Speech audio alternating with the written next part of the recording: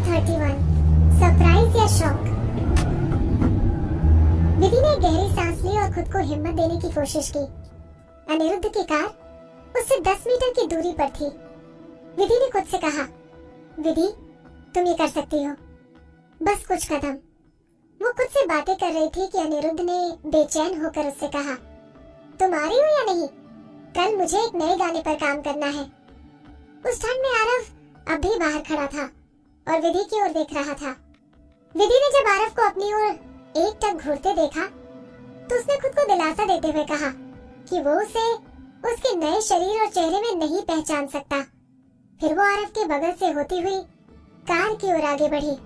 जब उसके बगल से जा रही थी, आरव ने उससे कुछ कहने की कोशिश की और कहा, तुम। उसके मुंह से निकले इस एक शब्द की वजह से विधि कांपने लगी। अगले ही पल उसके मन में हजारों ख्याल घूमने लगे। उसने बहुत ही मुश्किल से आंसू को अपनी आंखों में बहने से रोका था। वो जल्दी से कार में बैठ गई। विधि बहुत कंफ्यूज थी। उसने अपने कांपते हाथों से सीट बेल्ट लगाई और अपना सर उठाकर सामने देखा। आरव अब भी उसे ही देख रहा था। अनिरुद्ध ने कार स्टार्ट की और उसे वहां से लेकर निकल गया। उसने विधि से पूछा, क्या तुम आरव कपूर को जानती हो? विधि ने उसके सवाल का कोई जवाब नहीं दिया। कार की गर्मी और उसमें चल रहे बैकग्राउंड म्यूजिक की वजह से विधि अब शांत हो चुकी थी। ड्राइव करते हुए अनिरुद्ध ने विधि से कहा, वो तुम्हें ऐसे देख रहा था जैसे तुमने उससे 10 करोड़ रुपए लिए हो। उसकी बात सुनकर विधि हंस पड़ी और उसने कहा, क्या आपको लगता है कि मेरी इतनी हैसियत है कि मैं उनसे पैसे ले सकूं? ये सुनकर अनिरुद्ध भी हंसने लगा और बोला, हाँ वो तो है। तुमने तो पहले से ही कंपनी से पैसे लिए हैं। अगर तुमने आरव कपूर से भी पैसे लिए हैं तो तुम्हें चुल्लू भर पानी में कूदकर मर जाना चाहिए। अनिरुद्ध की बात सुनकर विधि ने सोचा, काश कि ऐसा होता कि उसने आरव से कुछ पैसे लिए होते। अगर ऐसा होता तो उसे इतनी तकलीफ नहीं होती। पर ये सिचुएशन आखिर थी क्या? उसकी मौत भी इस आदमी को उसकी जिंदगी से निकाल नहीं सकी। उसे ऐसा क्या करना होगा कि वो आरव को पूरी तरह से भूल जाए? अनिरुद्ध ने म्यूजिक का वॉल्यूम कम करते हुए उससे पूछा, तो फिर क्या तुम उसे जानती हो या नहीं? विधि ने अपनी आंखें बंद कर ली और धीरे से कहा, अनिरुद्ध जी, विदुषी रेवे डांस में एक छोटी सी ट्रेनी है। वो टाइम्स म्यूजिक के बॉस को कैसे जान सकती है? मैंने तुमसे कितनी बार कहा है कि मुझे सिर्फ अनिरुद्ध बुलाया करो।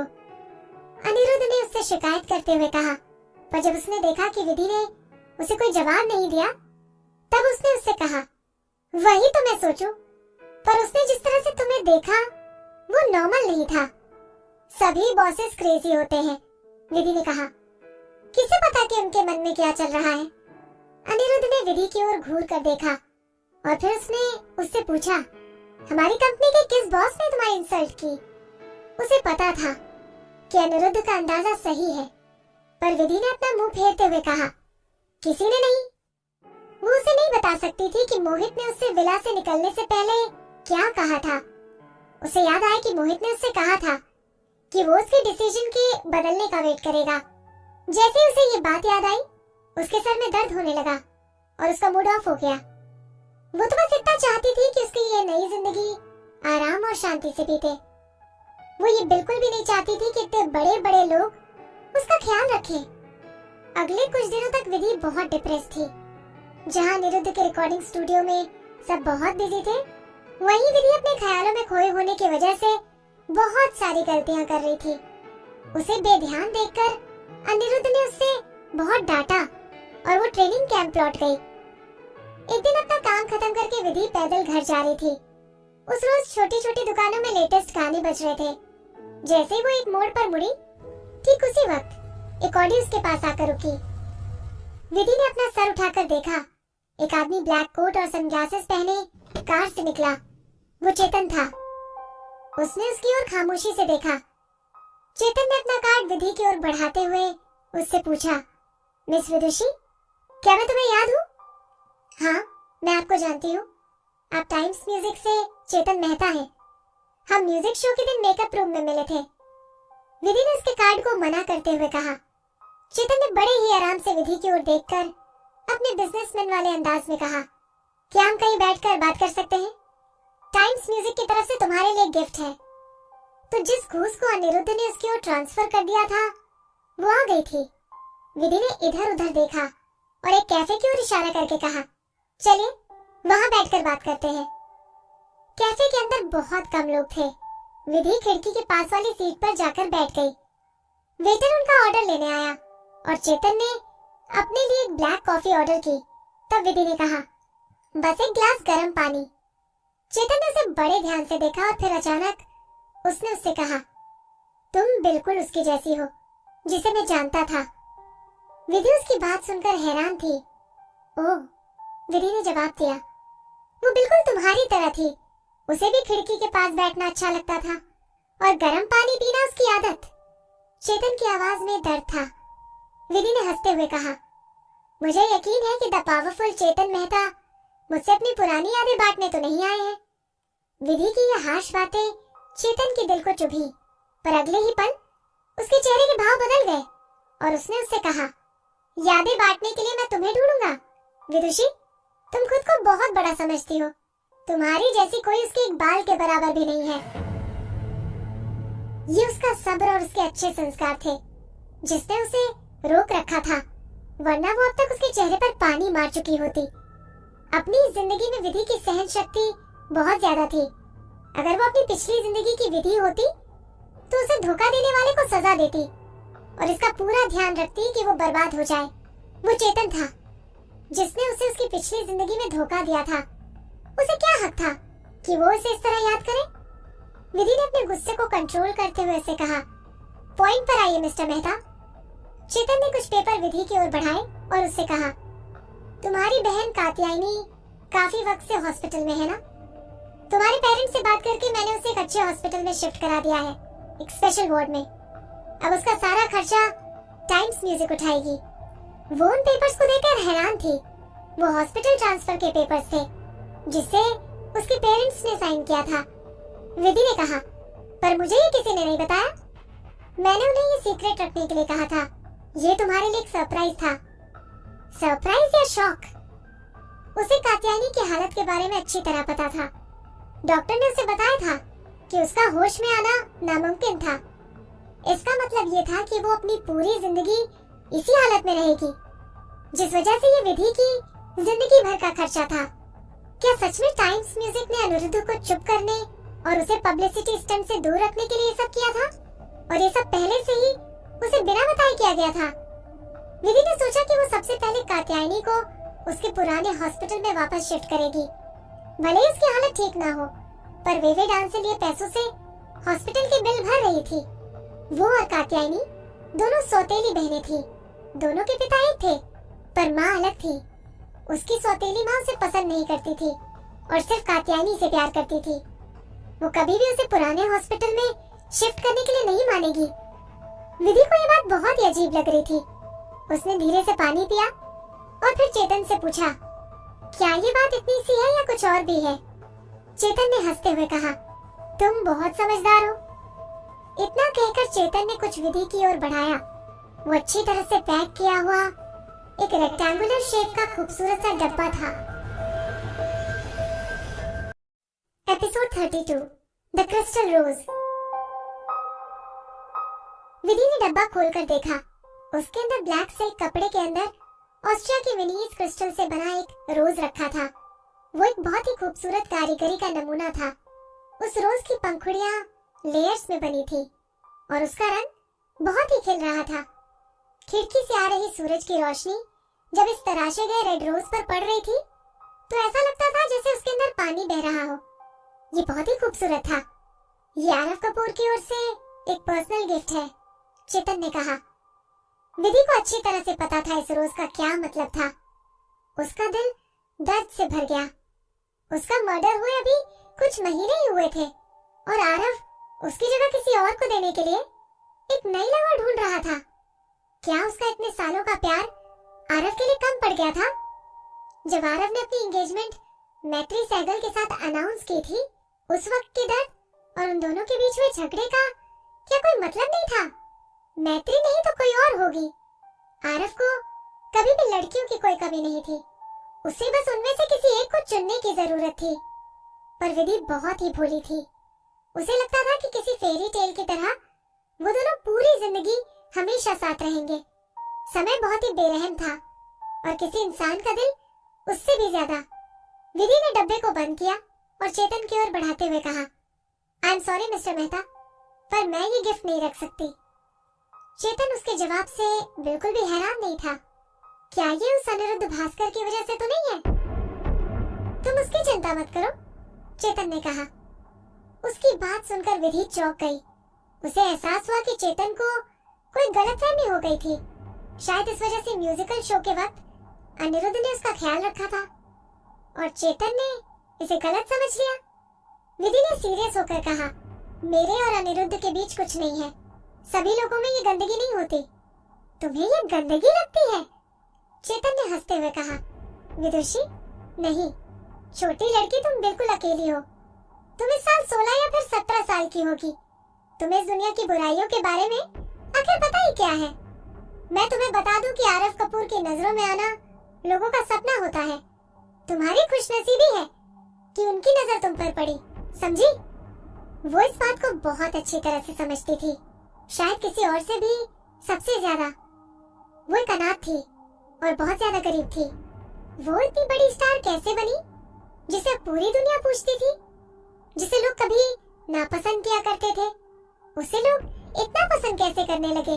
हर एक बात उसके मन में शीशे की तरह साफ थी, पर उसके मन में जो बात सबसे ज्यादा साफ थी वो थी वो कीमत जो उसने इन सब के लिए चुकाई थी। उसने सीधा चेतन की आंखों में देखा और कहा, मिस्टर मेहता, आप अपना टाइम वेस्ट कर रहे हैं। मैं आपका ये ऑफर एक्सेप्ट नहीं कर सकती। चेतन ने विधि की ओर बिना किसी भाव के देखा और कहा, मिस विदुषी, जब तक मैं तुमसे अच्छे से बात कर रहा हूँ, तुम अच्छी तरह से सोच लो। किसी से भी अपना कोई काम करवाने के लिए चेतन के पास बहुत सारे तरीके थे। यही वजह थी कि आरव ने उसे विधि का मैनेजर चुना था। उसके रास्ते में जो भी प्रॉब्लम्स आती थी, उसे वो बहुत आसानी से दूर कर देता था, चाहे उसके लिए उसे कुछ भी क्यों ना करना पड़े। पहले तो वो उसके इन स्किल्स से बहुत ज्यादा इम्प्रेस थी, पर अब उसे उसी से डर लग रहा था। अनजाने में विधि ने गुस्से में पानी के गिलास को जोर से पकड़ा और कहा, चेतन मेहता, तुम्हें क्या लगता है कि तुम क्या कर रहे हो? भूलो मत कि वेवे डांस के बिग बॉस मोहित भाटिया हैं। वो तुम्हें ऐसा नहीं करने देंगे। विधि को पता नहीं चला कि अनजाने में उसने मोहित का नाम लेकर चेतन को डराने की कोशिश की थी। हालांकि उसे इसकी उम्मीद तो नहीं थी कि वो इतनी आसानी से डर जाएगा। अगर उसे इतनी आसानी से डराया जा सकता, तो क्या वो इंडस्ट्री में इस मुकाम तक पहुंच पाता? उसकी बात सुनकर चेतन मुस्कुराने लगा। बेवकूफ मत बनो विदुषी, उसने कहा। अगर तुम अनिरुद्ध की हो तो उसकी वजह से मोहित तुम्हारी मदद जरूर करेंगे, पर तुमने ही तो कहा था कि तुम दोनों के बीच ऐसा कुछ नहीं है। तो फिर बिग बॉस मोहित तुम्हारी मदद क्यों करेंगे? उनके पास जितना भी पैसा या पावर क्यों ना हो, पर वो अपना काम छोड़कर तुम जैसी छोटी सी ट्रेनिंग की मदद क्यों करेंगे? विधि तो चाहती थी कि वो चेतन से कह दे कि मोहित इतना ज्यादा फ्री था कि उसके लिए अपना कोई भी काम छोड़ सकता था, तो फिर वो इस बात पर ध्यान क्यों नहीं देगा? पर तभी उसे एहसास हुआ कि चेतन सही कह रहा था। बिग बॉस मोहित उसकी मदद क्यों करेगा? उसने तो उसकी रिक्वेस्ट भी नहीं मानी थी। अगर वो उसके पास जाकर इसके लिए भीख नहीं मांगे, तो क्या ये बेइज्जत होने के बराबर नहीं होगा? कुछ भी हो, पर वो हार नहीं मान सकती थी। इसीलिए विधि ने चेतन से अपनी नजर मिलाते हुए कहा, मैनेजर चेतन मेहता, इससे कोई फर्क नहीं पड़ता कि आप मुझसे ये कितनी बार पूछेंगे, पर मैं आपका ये ऑफर कभी नहीं एक्सेप्ट करूंगी। चेतन ने उसे और मनाने की कोशिश नहीं की। उसने बिल पे किया और जाने से पहले टेबल पर गुस्से से जोर से मारते हुए विधि से कहा, गुड लक मिस विदुषी शर्मा। खिड़की के बाहर सूरज ढल रहा था। विधि ने पानी पीते हुए सूरज को ढलते देखा और पानी पीने के बाद उस रोज को वहीं छोड़कर चली गई। वो ट्रेनिंग कैंप लौट गई। अगला दिन उसके लिए बहुत ही नॉर्मल था। उसने फ्रेशन अप होकर अपने डांस वेयर पहना और फिर हमेशा की तरह प्रैक्टिस के लिए चली गई। उसका पूरा दिन हमेशा की तरह डांस स्टूडियो में बीता। कुछ समय में ही उसे ऐसा लगने लगा कि आरव और चेतन से मिलना सिर्फ उसका वहम था। दिन भर की ट्रेनिंग के बाद वो अपने हॉस्टल रूम में लौटी। वो जैसे ही अपने रूम में पहुंची, उसे लगा जैसे उसके बेड पर कुछ रखा है। वहाँ एक खूबसूरत सा रेक्टेंगुलर शेप का बॉक्स था जो हल्का सा खुला हुआ था। उसके अंदर वही ब्लैक सिल्क कपड़े के ऊपर ऑस्ट्रिया के विनीस क्रिस्टल से बना रोज रखा था। विधि उसे वहां देखकर शॉक थी। उसी वक्त उसकी रूममेट अनु अपने बाथरूम में रूम में आई। अपने गीले बालों को सुखाते हुए उसने कहा, विदुषी, क्या तुम नहाने नहीं जा रही हो? जब उसने देखा कि विधि अपनी जगह पर बुत बनकर खड़ी थी, तब अनु ने कहा, ओह, तुम इसे देख रही हो? मुझे नहीं पता कि तुम्हारे किस चाहने वाले ने ये भेजा है। मैं आज दिन भर रूम में ही थी और दोपहर में लंच के लिए बाहर गई। मैं जब वापस आई तो देखा कि तुम्हारे बेड पर ये रखा था। अनु ने उस क्रिस्टल रोज को फिर से देखा और वो विधि से जलने लगी। विधि की और दो रूममेट्स भी वहां आ गई। उनमें से एक ने कहा, हाँ, मैंने सुपीरियर से और हमारे आसपास की रूम्स की लड़कियों से भी पूछा, पर उन्होंने भी किसी को रूम में आते नहीं देखा। कितनी अजीब बात है ना? वो क्रिस्टल रोज पूरे कमरे में अपनी अलग चमक ही बिखेर रहा था। तभी विधि की दूसरी रूममेट ने कहा, कितना सुंदर रोज है। ये क्रिस्टल बहुत ही एक्सपेंसिव लगता है। पता नहीं किसके पास इतने पैसे हैं इस पर इतना खर्च कर सके और अपना नाम भी ना बताए। विधि को उनकी बातों से कोई फर्क नहीं पड़ रहा था। वो तो बस उस रोज को ऐसे देख रही थी जैसे वो कोई राक्षस हो। उसे अच्छी तरह याद था कि उसने उसे कैफे में उसी टेबल पर छोड़ा था, तो फिर ये बिना किसी को पता चले उसके बेड पर कैसे आया? ये विवी डांस का ट्रेनिंग कैंप था। भले ये कैंप छोटा था, पर उसकी सिक्योरिटी बहुत टाइट थी। अगर आरव यहाँ कुछ करना चाहे, तो ये किसी और के इलाके में आने के बराबर होगा। उस वक्त विधि एक बात बहुत अच्छी तरह समझ गई। आरव आसानी से हार नहीं मानने वाला। इस खूबसूरत से क्रिस्टल रोज को विधि के बेड तक पहुँचाने का दो रीजन था। एक तो कि वो उसे ये बताना चाहता था कि आरव उसकी ना नहीं सुनने वाला, और दूसरा कि ये उसके लिए एक वार्निंग थी।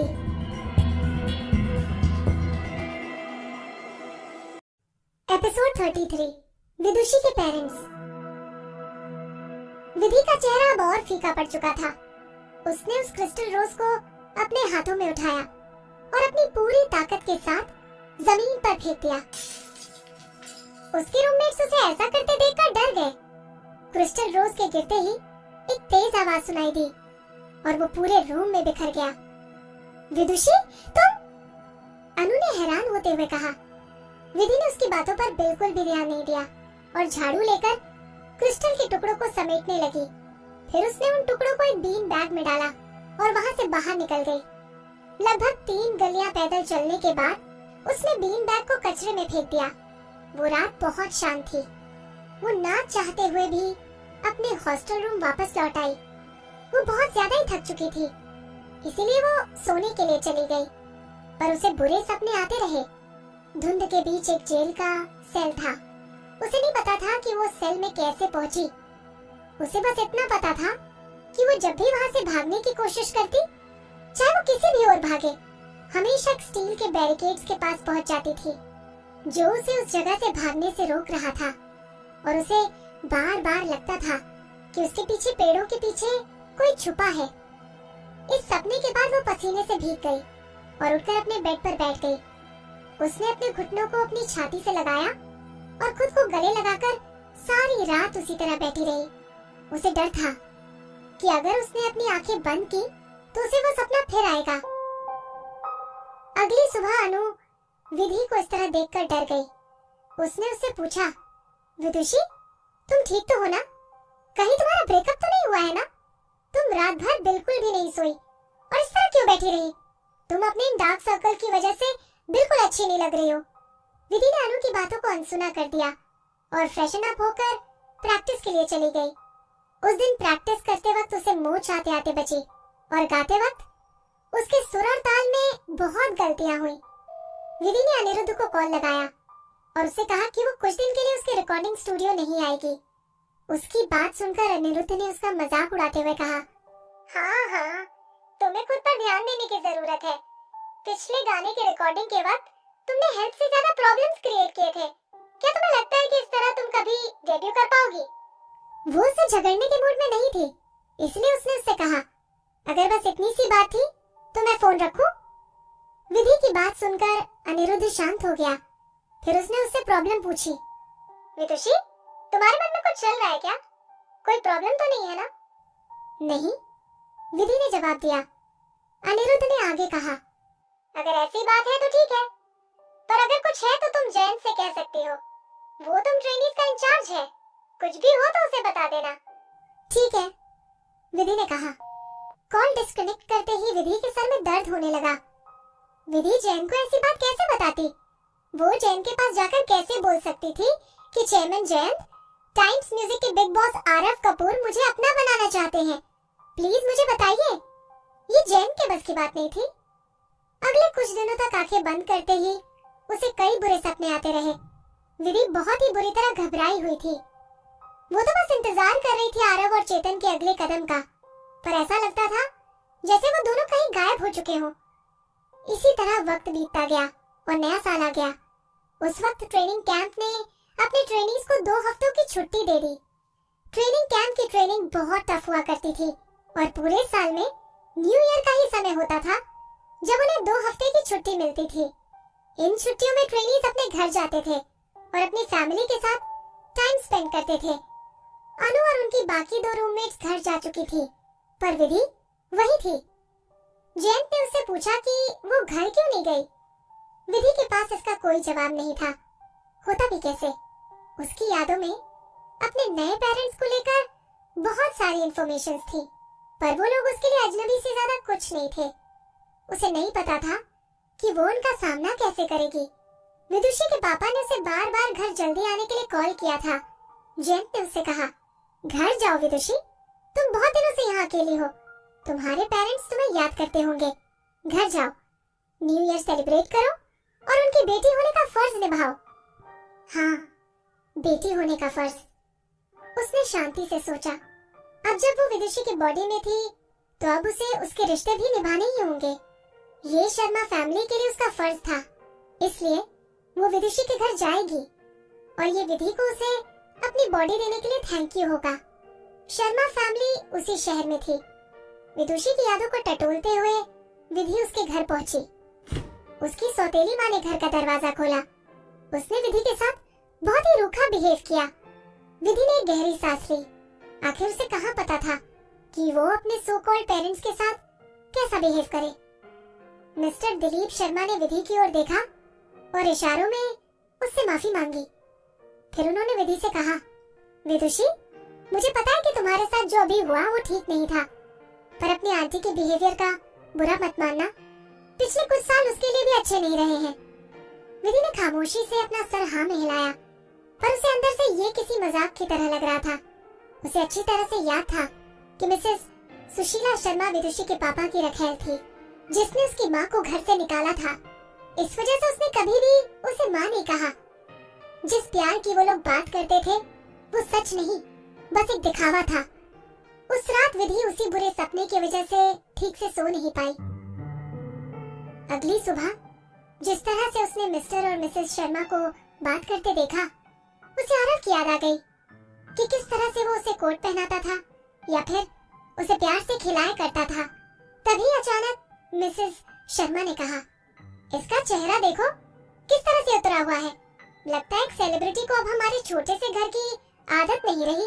अगर तुम्हें यहाँ ना इतना ही बुरा लग रहा है तो अपना बैग पैक करो और ट्रेनिंग कैंप वापस चले जाओ। हमारे घर पर मनहूसियत फैलाने की कोई जरूरत नहीं है। विधि ने मिस्टर शर्मा के बारे में सोचा और कुछ ना कहना सही समझा। कुछ दिन बाद मिस्टर शर्मा विधि के पास आए और उससे कहा, विदुषी, तुम्हें यहाँ आए काफी समय हो गया है और तुम कात्यायनी से अब तक नहीं मिली। क्या कल हम सब उससे मिलने चले? विधि ने कुछ नहीं कहा। सच कहे तो विधि अपनी नई बहन से बिल्कुल अनजान थी। उसकी यादों में विदुषी अपनी छोटी बहन कात्यायनी से बहुत प्यार किया करती थी। कात्यायनी की एक मुस्कान उसकी पूरी दुनिया के प्रॉब्लम्स को दूर कर देती थी, पर विधि ऐसा बिल्कुल भी फील नहीं करती थी। उसकी पिछली जिंदगी में उसका सिर्फ एक से रिश्ता था और वो भी मुक्ति से। उसके अंदर जो भी प्यार था वो उसने अपनी पिछली जिंदगी में ही मुक्ति को दे दिया था। अपने इस जन्म में वो किसी से कोई भी गहरा रिश्ता नहीं रखना चाहती थी।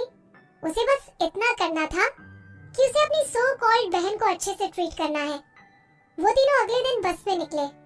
मिडिल क्लास फैमिली से होने की वजह से उन्होंने बस लिया, जिस वजह से उन्हें हॉस्पिटल पहुंचने में 2 से 3 घंटे लगे।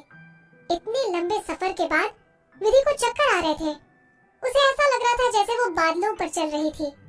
कुछ दूर मिस्टर और मिस शर्मा के साथ चलने के बाद वो हॉस्पिटल और वीआईपी एरिया पहुंचे। तभी अचानक सुशीला आंटी ने मिस्टर शर्मा का हाथ पकड़ा और उनसे कहा, सुनिए, मुझे चक्कर आ रहा है और कुछ ठीक नहीं लग रहा। मुझे लगता है मुझे उल्टी होने वाली है। आप मेरे साथ वॉशरूम चलिए। दिलीप ने मजबूर होकर विधि की ओर देखा और सुशीला के साथ जाते हुए उससे कहा, विदुषी, तुम वार्ड में पहले चले जाओ। वो यहाँ से ज्यादा दूर नहीं है। रूम इस कॉरिडोर के लास्ट में है, रूम नंबर 2206। ओके, विधि ने कहा। वो मुड़ी और वार्ड की तरफ अकेले चली गई। जल्द ही उसे रूम नंबर 2206 मिल गया। उसने चेक किया कि वो रूम नंबर सही है या नहीं और फिर अंदर चली गई। Episode 34, blank cheque.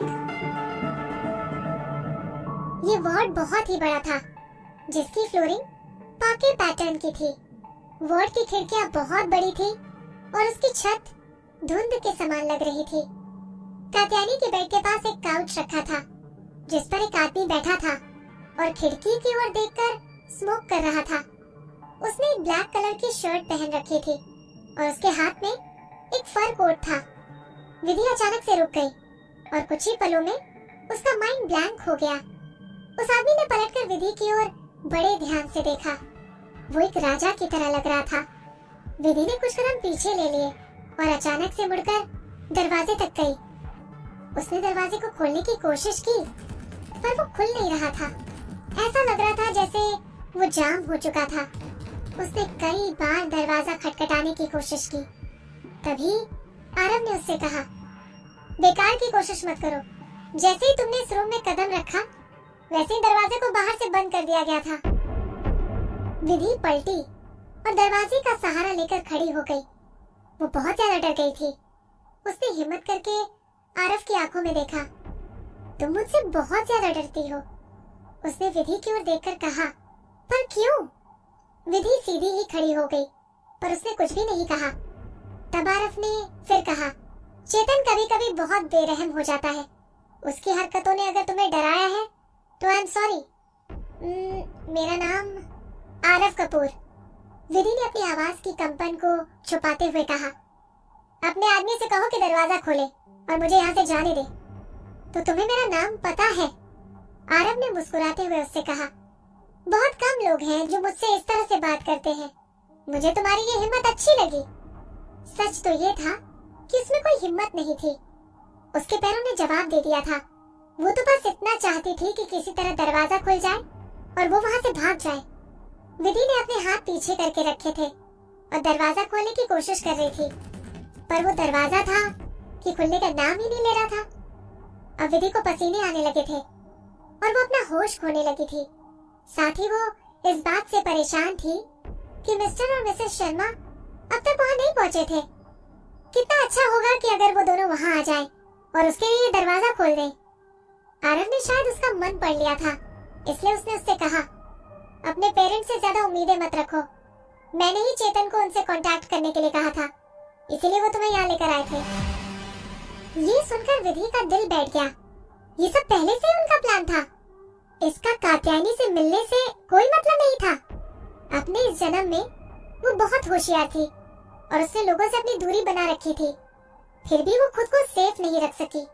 उसके आसपास के लोगों ने ही उसे धोखा दिया था। वो बहुत हर्ट फील कर रही थी। उसने आरव से पूछा, आपने उन्हें ऐसा क्या दिया कि वो मान गए? बस कुछ पैसे ही उन्हें मनाने के लिए काफी थे, आरव ने मुस्कुराते हुए कहा। किसी और के बारे में बात करने की जगह क्यों ना हम अपनी बातें करें। आओ बैठो। मुझे लोगों से बात करते वक्त ऊपर देखने की आदत नहीं है। आरव ने अपने सामने वाली काउच की ओर इशारा किया। विधि अपनी जगह से बिल्कुल भी नहीं हिली और बोली, हम दोनों के बीच बात करने के लिए कुछ भी नहीं है। उसकी बात सुनकर आरव ने कहा, मेरे सब्र की एक सीमा है विदुषी। तुम खुद आकर यहाँ बैठोगी या फिर मैं तुम्हें यहाँ लेकर आऊं? विधि को उसकी आवाज में डर का आभास हो गया। आरव के साथ 10 साल तक रहने के बाद वो समझ चुकी थी कि जितनी नरमी से वो बात करता था, उतना ही भयानक लोगों को हैंडल करने का उसका तरीका था। उसकी आत्मा पर लगा सदमा आज उसके लिए एक शाप की तरह काम कर रहा था। उसे पता ही नहीं चला कि उसके कदम कब अपने आप बढ़ने लगे जब उसे होश आया तब वो सोफे के सामने खड़ी थी जहां उसे बैठने के लिए कहा गया। आरव ने मुस्कुराते हुए कहा, गुड गर्ल। जो हुआ उसे देखकर वो बहुत डर गई थी।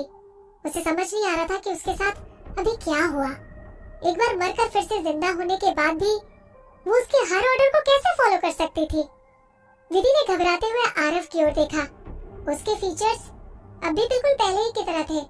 वो बहुत हैंडसम लग रहा था, जैसे कि वो उसकी यादों में था, एक पिता, एक गुरु और एक प्रेमी के रूप में। उस वक्त ऐसा लगा कि किसी ने उसके दिल पर खंजर से वार किया हो और उसने अपना मुंह फेर लिया। पर आरव अब भी उसकी ओर देख रहा था। विधि को ऐसा फील हो रहा था जैसे कोई उसके कपड़े उतार रहा हो और उसकी बॉडी और आत्मा की ओर देख रहा हो। पहले आरव के साथ होने पर विधि को कभी एक एक धागे की भी जरूरत महसूस नहीं हुई, पर आज उसकी नजरों की वजह से वो बहुत अजीब फील कर रही थी और उसे शर्म आ रही थी। विधि ने आरव की ओर घूर कर देखा। तभी आरव ने हंसते हुए कहा, अब तक मैं तुमसे सेटिस्फाइड हूँ। फिर उसने अपनी पॉकेट में हाथ डाला और कुछ निकालकर कॉफी टेबल पर रखते हुए कहा, शायद चेतन ने तुम्हें अच्छी तरह बताया नहीं, पर अगर तुम मेरे पास आती हो तो तुम्हें इतना कुछ मिलेगा जितना तुम सोच भी नहीं सकती। विधि ने टेबल की ओर देखा जिस पर ब्लैंक चेक रखा था। अगर तुम हाँ कहो तो तुम इस चेक पर कोई भी अमाउंट भर सकती हो। विधि को ऐसा लगा जैसे उसके साथ ये डेजा वू हो रहा है। उसकी पिछली जिंदगी में आरव ने 12 साल की विधि से कहा था कि अगर वो उसके साथ उसके घर चलेगी तो वो उसकी बहन मुक्ति के इलाज का पूरा खर्च उठाएगा। अब इस जन्म में वो उसे फिर से पैसा दे रहा था, उसे अपने साथ घर ले जाने के लिए। पर अब वो छोटी विधि नहीं थी जो उसकी बातों में आ जाए। वो ये गलती दोबारा नहीं करने वाली थी। विधि ने हार्श होकर उससे कहा, मुझे ये नहीं चाहिए। तो फिर तुम्हें क्या चाहिए बताओ? आरव ने बड़े ही आराम से पूछा। उसने अपने होठों को काट लिया और सोचा, आरव कपूर, तुम मुझे वो नहीं दे सकते जो मुझे चाहिए। और वो खामोश रही। आरव ने स्मोक करते हुए कहा, चेतन ने जब तुम्हें इनसेंसिबल कहा था तब कुछ गलत नहीं कहा था। उसने स्मोक हवा में छोड़ा और कहा, नखरे दिखाना कोई गलत बात नहीं, पर अगर ये ज्यादा हो तो सजा मिलती है। धीरे धीरे उसकी आवाज भारी होती जा रही थी। धुएं की वजह से विधि को अपनी आंखों में अजीब महसूस हो रहा था और उसने अपनी आंखें बंद कर ली। आंखें बंद करते हुए विधि को अपने टॉर्चर के दिन याद आ गए जब वो आरव के कैद में थी। उन दिनों को याद आते ही वो कांप गई। उसने डरते डरते कहा, डायरेक्टर कपूर, मैं बेकार हूँ। मैं आपकी अटेंशन डिजर्व नहीं करती। मुझे जाने दीजिए। बहुत ऐसे लोग हैं जो आपसे चुने जाने का इंतजार कर रहे हैं। विदुषी, तुम इस पोजीशन पर नहीं हो कि तुम मुझे बता सको कि मैं किसे चुनता हूँ और किसे नहीं। आरव ने विधि से अपनी नजरें हटाते हुए कहा, तुम्हें बस इस ब्लैंक चेक को एक्सेप्ट करना है। फिर उसने बिना किसी भाव के उससे कहा, या फिर तुम ये देखना चाहती हो कि ऑक्सीजन मास्क के निकलने के बाद तुम्हारी बहन की क्या हालत होती है? सिवाय विधि के सभी लोग ये बातें किया करते थे कि ये दुनिया कितनी बेरहम थी। वो इस बात से पूरी तरह से बेखबर थी कि दुनिया में किस तरह की परेशानियां होती हैं, क्योंकि आरव हमेशा से ही उसके साथ बहुत ही अच्छा था। विधि ने हमेशा से ही उसका एक अच्छा साइड ही देखा था, पर अब वो उसकी विधि नहीं थी जो उसकी आंखों का तारा थी, बल्कि अब वो तो एक अनजान थी और इस वजह से वो आरव के इस रूप को देख रही थी।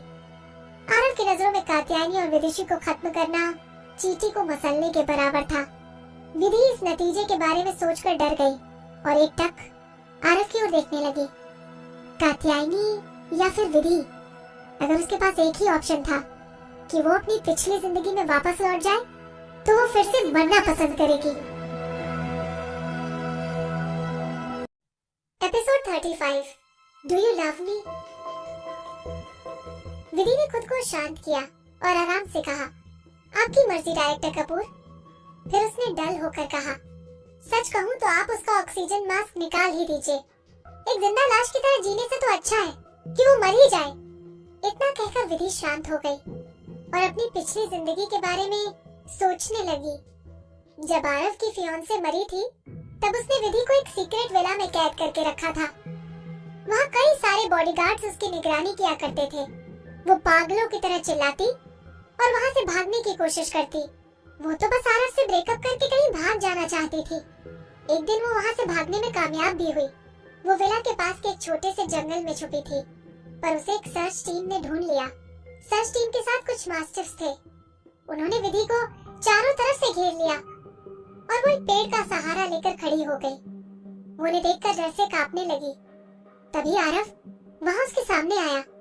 उसने विधि के बिखरे हुए बालों को पकड़ा और उसे वहाँ से घसीटता हुआ अपने साथ ले गया। आरव ने विधि को धमकी देते हुए कहा, विधि, तुमने अगर फिर से भागने की कोशिश की तो मैं तुम्हारी जिंदगी मौत से भी बदतर बना दूंगा। वो विला तक उसके उबड़-खाबड़ रास्ते में विधि को घसीट कर ले गया। रास्ते पर गिरी पेड़ की डालियां और उसकी टहनियों ने विधि के कपड़ों को फाड़ दिया और उसके कोमल पैरों पर बहुत ही चोटें आईं। विधि के दोनों पैर खून से लथपथ हो चुके थे। जिस रास्ते से वो आए थे वो भी उसके खून में रंगा था। जब तक विधि को उसके बेडरूम ले जाया गया तब तक उसकी बॉडी में एक भी ऐसी जगह नहीं थी जहाँ उसे चोट नहीं लगी हो। वो बहुत ही ज्यादा कमजोर हो चुकी थी और गहरी सांसें ले रही थी। डॉक्टर को विधि के घाव को साफ करके उसकी मरहम पट्टी करने में कई दिन लग गए। जब तक डॉक्टर अपना काम कर रहे थे तब तक आरव वहाँ खड़ा होकर उन्हें ऐसा करते देखता रहा। विधि को दर्द हो रहा था, पर उसके दिल का दर्द उससे भी ज्यादा था। उसके दिल के टुकड़े टुकड़े हो चुके थे। उसे लग रहा था कि वो बहुत ही भोली थी कि ये समझ नहीं सकी कि आरव कितना निर्दयी था। वो रेकलेस होकर कभी अपने आसपास के सामान को फेंकती तो कभी भूख हड़ताल पर चली जाती। पर आरव का दिल नहीं पिघला। उसने कुछ लोगों से कहकर चेन और लॉक्स बनवाए और विधि को उससे बांध दिया। आरव ने इसका भी ध्यान रखा कि विधि के आसपास कोई नुकीली चीज ना हो। इस हालत में भी विधि आरव से चिल्लाकर कहती, आरव कपूर, मैं पहले अंधी थी, इसीलिए मैंने तुम्हारी हर बात मानी, पर अब मैं तुमसे बिल्कुल भी प्यार नहीं करती और शायद कभी करती भी नहीं थी। ये सुनकर आरव को गुस्सा आ गया। उसने विधि को तब तक मारा जब तक वो अपना होश न खो बैठी और उसके मुंह से खून नहीं निकलने लगा। पर जब उसने देखा कि वो अब भी वही कह रही है, तब उसने उसे तब तक टॉर्चर किया जब तक वो दोनों ही पूरी तरह ना थक गए। उसके बाद विधि उसकी बाहों में ही बेहोश हो गई। कुछ दिन बीत गए, पर अभी विधि यही कह रही थी कि वो आरव से प्यार नहीं करती। आरव बार बार ये सुनकर उदास हो चुका था। वो जितना ये कहती वो उतना ही उसके साथ और बेरहम होता चला जाता। पर एक दिन वो उसे बहुत देर तक देखता रहा।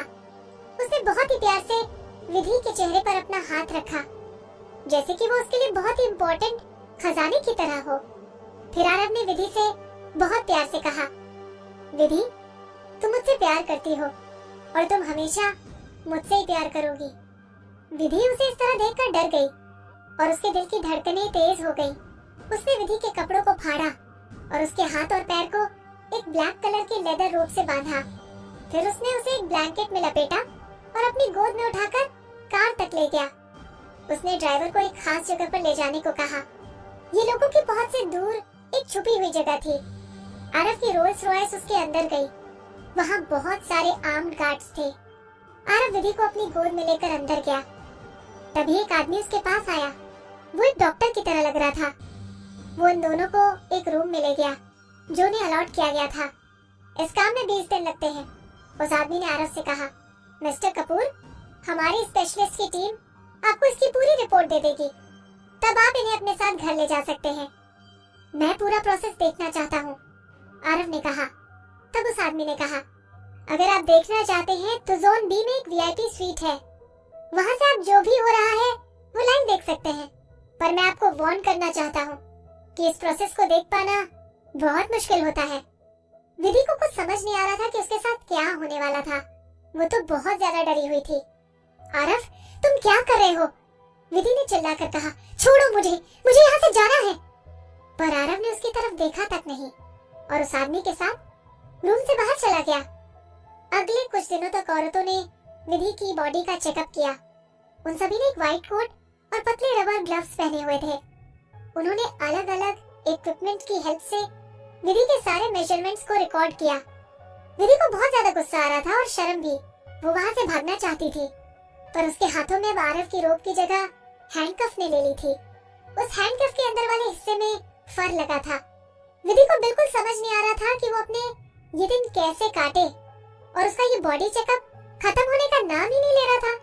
उसे रोज बहुत ही कठोर सवाल किए जाते थे, पर विधि इसका जवाब देने की हालत में ना होने के कारण उन्हें मना कर देती थी। इसी बीच वो आरव और उन औरतों को बुरा भला भी कहती। वो औरतें उसकी इन बातों को सुनकर हैरान हो जाती। आखिर में आरव विधि के पास आया। उस दिन वो एक चेयर पर चेन से बंधी थी। उसे एक पतले से व्हाइट ब्लैंकेट से ढका गया था। उसे सांस लेने में भी बहुत ज्यादा मुश्किलें हो रही थी। उसने आरव को उसकी ओर आते देखा। आरव ने उस पर से ब्लैंकेट हटाया और उसे अपनी गोद में उठाया। फिर उसने विधि से बहुत प्यार से कहा, विधि, अब हम घर जा रहे हैं। विधि ने किसी तरह अपनी ताकत जुटाई और आरव के हाथ को काट लिया। वो आदमी जो उन्हें पहले वहां मिला था, उन दोनों की ओर शांति से देख रहा था। फिर उसने कहा, मिस्टर कपूर, हमारे एक्सपर्ट्स पर भरोसा कीजिए। ये प्रोसेस के लिए सही नहीं है। अगर ये इस प्रोसेस से गुजरी तो इसके लिए डेंजरस हो सकता है। आरव ने अपना हाथ विधि के मुंह से निकाला और उसके होठों पर लगे खून को पोंछते हुए कहा, ये प्रोसीजर बिल्कुल प्लान के अकॉर्डिंग होना चाहिए और वो सामान जल्द से जल्द मेरे पास भिजवाओ। वो आदमी कुछ देर शांत रहा। फिर उसने विधि की ओर दया से देखा और कहा, ठीक है मिस्टर कपूर। अपने विला पर लौटने के बाद आरव ने विधि को एक रूम में बंद कर दिया। उस रूम की फर्श पर एक नरम गद्दा बिछा था और विधि की पूरी बॉडी उस पर फिक्स की हुई थी। इस वजह से वो अपनी जगह से हिल तक नहीं सकती थी।